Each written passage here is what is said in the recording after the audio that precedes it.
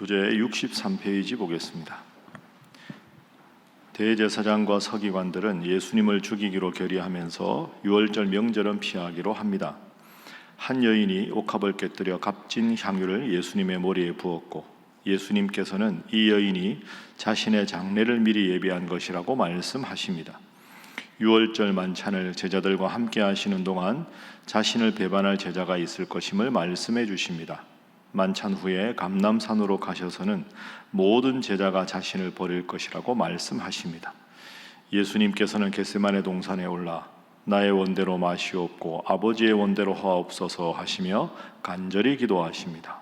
이 와중에도 제자들은 피곤함을 이기지 못하고 잠들어 있습니다. 어제 말씀드린 대로 마가복음 13장부터는 그 예수님의 고난 주간에 있었던 일들을 쭉 설명합니다. 어제 우리가 읽었던 그 예수님께서 하신 여러 가지 말씀, 이건 고난 주간 예수님이 금요일에 돌아가시는데 화요일에 하셨던 설교입니다. 그러니까 오늘 본문 말씀도 대적자들은 예수님을 죽이려고 하고 돌아가시기 전날 최후의 만찬을 하시고 또 가룟 유다가 예수님을 팔려는 마음을 갖고 또 베드로가 예수님을 절대로 부인하지 않겠습니다 했지만 또 예수님을 부인하는 그런 우리가 잘 아는 몇 가지 사건들이 등장합니다. 자, 1절 말씀 한번 보겠습니다. 자, 1절, 2절, 2절 함께 읽습니다. 시작. 이틀이 지나면 유월절과 무교절이라 대제사장들과 서기관들이 예수를 흉계로 잡아 죽일 방도를 구하며 이르되 밀란이 날까 하노니 명절에는 하지 말자 하더라. 참 비겁한 사람들이죠. 자신들의 종교적인 기득권을 계속 유지를 해야 되는데 사람들이 예수님께 자꾸 몰려가니까 저 예수를 죽여야 우리가 계속 우리 자리를 보존할 수 있겠다. 이 아주 이기적인 생각으로 하나님에 대해서 제일 전문가라는 사람들이 하나님의 아들이 왔는데 하나님의 그 아들을 죽이려고 하고 있습니다. 그러면서도 2절에 보면 혹시 그 따르던 사람들이 밀란을 일으키면 안 되니까 명절에는 하지 말자. 그러니까 참 모든 나쁜 생각은 다 하면서 또 뒤로 탈출구도 또 다 만들어 놓는 참 얄팍한, 우리가 보기에는 안타까운 그런 모습입니다. 자, 이게 당시 지도자들의 모습이고 이제 3절부터 마리아가 향유를 붓는 장면이 나옵니다. 9절까지. 그리고 10절 가룟 유다가 등장하죠. 자, 10절 12절 함께 읽습니다. 시작. 12 중에 하나인 가룟 유다가 예수를 넘겨주려고 대제사장들에게 가매 그들이 듣고 기뻐하여 돈을 주기로 약속하니 유다가 예수를 어떻게 넘겨줄까 하고 그 기회를 찾더라. 아멘. 이 마가복음 14장의 배치를 한번 잘 생각해 보십시오. 여러분, 이게 마가가 의도가 있는 겁니다. 없는 말을 지어냈다 하는 게 아니라 14장 제일 앞부분에는 예수님이 왔다고 하면 제일 먼저 예수님을 알아보아야 할 사람들인 지도자들, 근데 이 사람들은 예수님을 죽이려고 했다. 그 다음에 10절 이하에는 제가 설교도 했지만 이번 주에 예수님과 제자들의 돈궤를 맡은 제일 사리분별이 정확하고 믿을 만한 제자였던 가룟 유다가 예수님을 팔려고 했다. 그러면 당시에 제일 힘이 있던 사람도 예수님을 팔려고 했고 예수님이 제일 믿었던 제도 예수님을 팔려고 했다. 요 딱 두 전문가라고 하는 예수님 주위에 있던 사람 사이에 이름 없는 여인 3절에 베다니 나병 환자 시몬의 집에서 식사하실 때, 베다니가 어떤 동네입니까? 제일 가난한 사람들이 살던 동네. 그러니까 나사로가 베다니에 살았죠. 그 다음에 나병 환자는 그 당시에 가장 하나님의 저주를 받았다고 생각하는 사람. 베다니 나병 환자 시몬의 집, 이건 제일 낮은 사람, 제일 경멸하는 사람, 그런 뜻이죠. 그런데 한 여자가 와서 옥합을 깨뜨려서 예수님의 머리에 부었다. 이 여인은 이름도 지금 나오지 않습니다. 그러니까 이게 극명한 대비를 보여주는 거죠. 종교 지도자들도 예수님을 팔려고 하고 제자도 예수님을 팔려고 하는데 가장 가난한 동네, 사람들이 손가락질하는 나병의 환자였던 시몬의 집에 있던 한 이름 없는 여인은 300데나리온의 그 옥합을 사서 예수님의 장례를 준비했다. 노동자가 하루에 일하면 벌어들이는 품삯이 한 데나리온입니다. 그러면 1년 365일 잡으면, 우리로 말하면 뭐 휴일 빼고 이러면 300데나리온이라는 말은 한 사람의, 젊은 사람이 1년 내내 벌어야 되는 돈, 이런 뜻입니다. 그럼 베다니잖아요, 베다니. 그 베다니에 있는 이 여인이 돈이 없었죠. 제일 가난한 동네인데 제일 돈 많고 힘 있는 사람은 예수님 팔고, 제일 예수님이 믿었던 사람도 예수님을 파는데, 이름도 나와 있지 않고 남자도 아니고 여자고, 그 가난한 베다니에 문둥병자 집에 간 여인은 예수님을 섬겼다. 그러니까 지금 마가는 이걸 쫙 이렇게 하나 성령의 감동으로 말씀을 쓰면서 우리에게 이런 질문을 하는 거죠. 여러분은 마리아에 가깝습니까? 여러분의 모습에 가룟유다의 모습이나 지도자의 모습은 없습니까? 그걸 끝없이 이걸 읽는 사람들로 하여금 질문하게 만드는 그런 본문이 오늘 본문입니다. 그래서 첫 번째 오늘 기도 제목은 마리아의 아름다운 헌신을 본받게 하소서 하는 것입니다. 마리아의 아름다운 헌신을 본받게 하소서. 그러니까 다른 사람은 몰라도 다른 뭐 대단한 직분이 없어도 그저 순수한 마음으로 주님을 사랑하고 주님을 사랑하는 마음으로 뭐라도 하고 싶어서 300데나리온은 자기 목숨인데 내 목숨을 죽일 수는 없으니 내 삶 전체를 주님을 사랑하는 모습을 드러내고 싶습니다. 이게 이 여인입니다.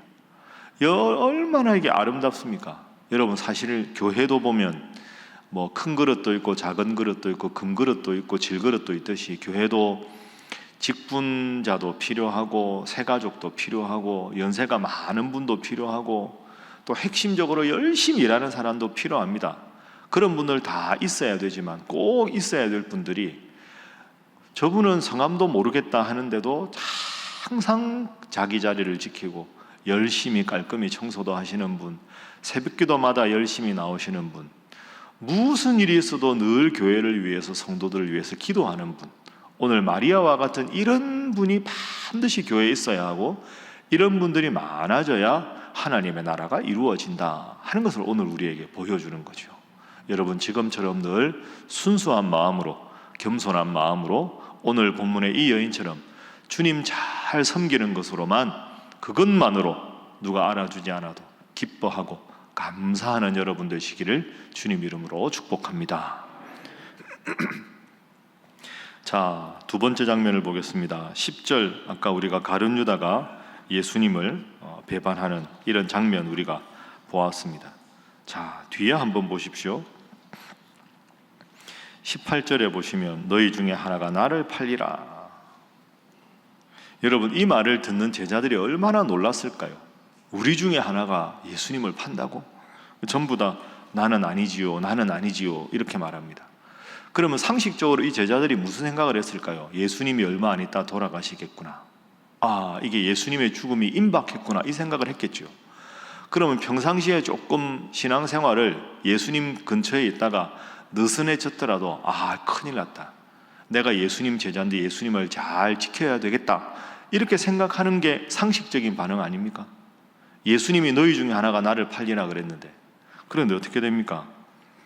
자, 27절 이하에 보면 베드로가 예수님을 부인하지 않겠습니다 하고는 부인합니다. 그리고 32절 이하에 예수님 마지막으로 돌아가시기 전에 겟세마네 동산에서 기도하시죠.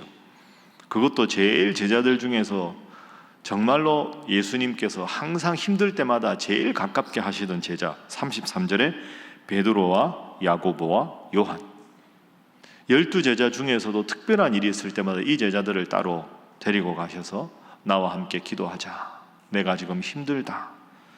그래서 예수님께서 기도하십니다. 36절에 이 잔을 내게서 옮기시옵소서, 그러나 내 원대로 마옵시고 아버지 원대로 하옵소서. 37절에 돌아옵니다. 베드로가 잡니다. 또 돌아오는데 또 잡니다. 그러니까 여러분 지금 10절부터 오늘 본문 42절까지는 계속 실망스러운 모습입니다. 가룟 유다는 예수님 팔고 베드로는 부인하지 않겠다고 했다가 부인하고 제일 믿을 만한 제자들 함께 기도해달라고 겟세마네 동산에 데리고 갔는데 계속 졸고 있고, 내가 힘들다 졸지 말라고 이야기했는데도 또 졸고 있고. 여러분, 사람이 졸리는 건 뭐 자연현상이라고 해도 지금은 졸릴 때가 아닙니다.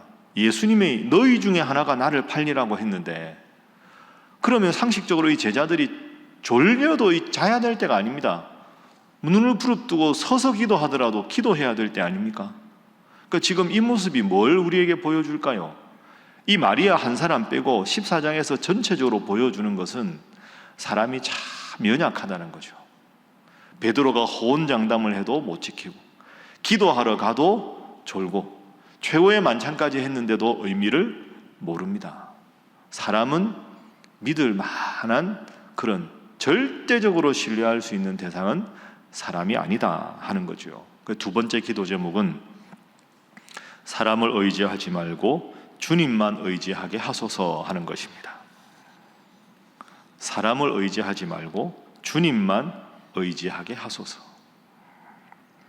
그렇다고 뭐 우리가 매사에 모든 사람을 의지하라 이런 뜻이 아니죠. 목사가 여러분을 믿고 여러분이 목사를 믿지 않으면 어떻게 교회가 되겠습니까? 저는 여러분을 믿습니다. 분위기가 이렇죠. 다 서로 믿어야죠. 그런데 핵심은 뭐냐? 절대적으로 믿어서는 안 된다는 거죠. 절대로 저 사람은 그럴 사람이 아니야, 저 사람이 그럴 리가 없어, 그게 아닙니다. 다 사람은 연약하거든요. 다 부족합니다. 제가 늘 말씀드렸죠. 여러분, 도리는 다 하십시오. 성도들에게, 이웃에게, 자녀들에게, 부모님에게 도리는 다 하되 그 도리에 대한 보상으로 기대는 안 하셔야 합니다. 도리는 다 하되 기대하지 말자. 이게 제가 인간관계에 가진 원칙 중에 하나입니다. 여러분이 할 도리를 다 해야죠. 제가 목사니까 열심히 설교 준비하고 새벽에 여러분들 뵙고 그거 해야죠.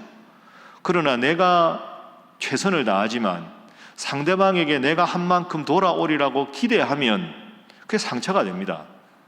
그분들이 그렇게 해주고 싶은데 그분 사정이 있어서 못할 수도 있는데 그런 거 헤아리지도 않고 내가 스스로 지레짐작으로 상처받고 멀리하고, 그럼 결국 관계가 나빠지잖아요. 다 그럴 만한 이유가 있겠지. 왜 저러실까? 하나님이 때가 되면 또 회복시켜 주시겠지.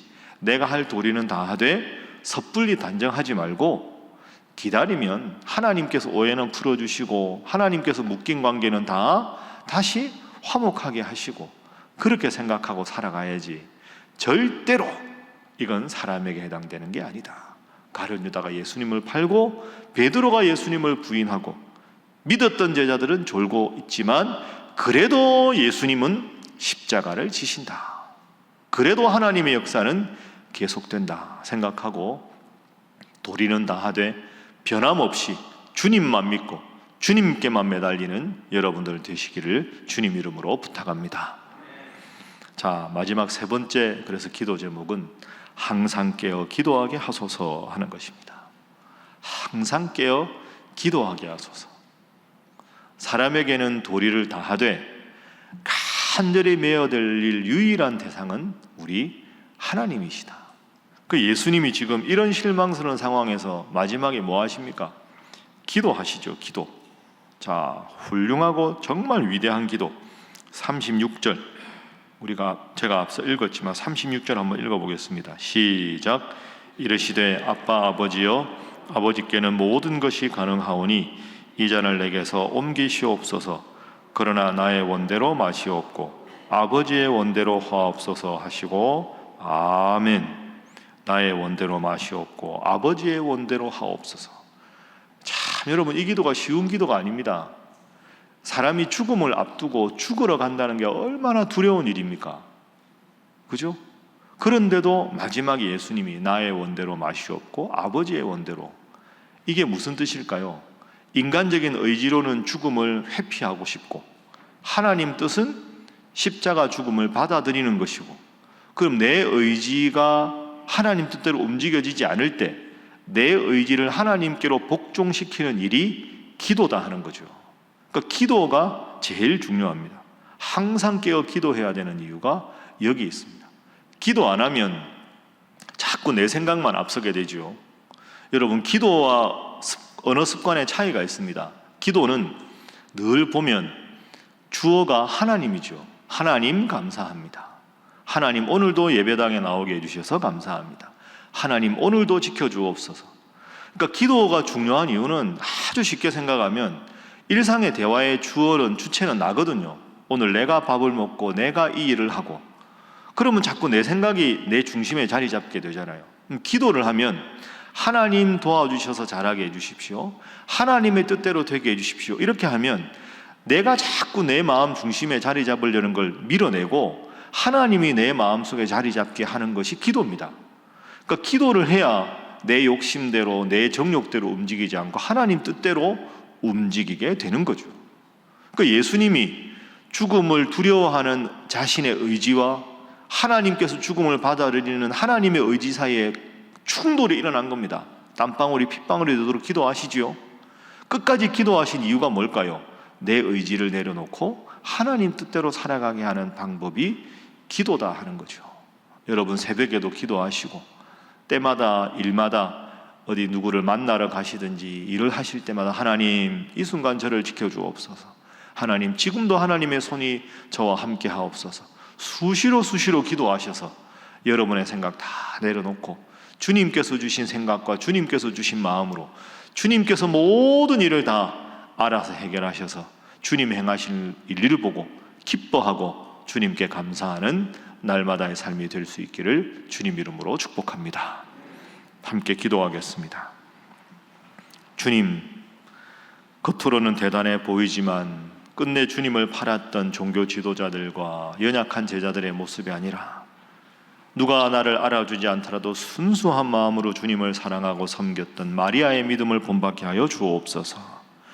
사람 의지하지 않게 하시고 오직 기도 가운데 주님만 의지하며 주님 뜻 따라 주님께만 순종하는 삶이 되어 주님께서 책임지시고 복 주시는 인생으로 살아가도록 역사하여 주옵소서.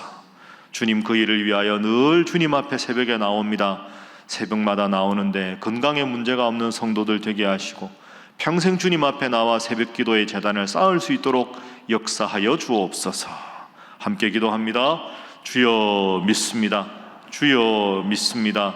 주여 믿습니다.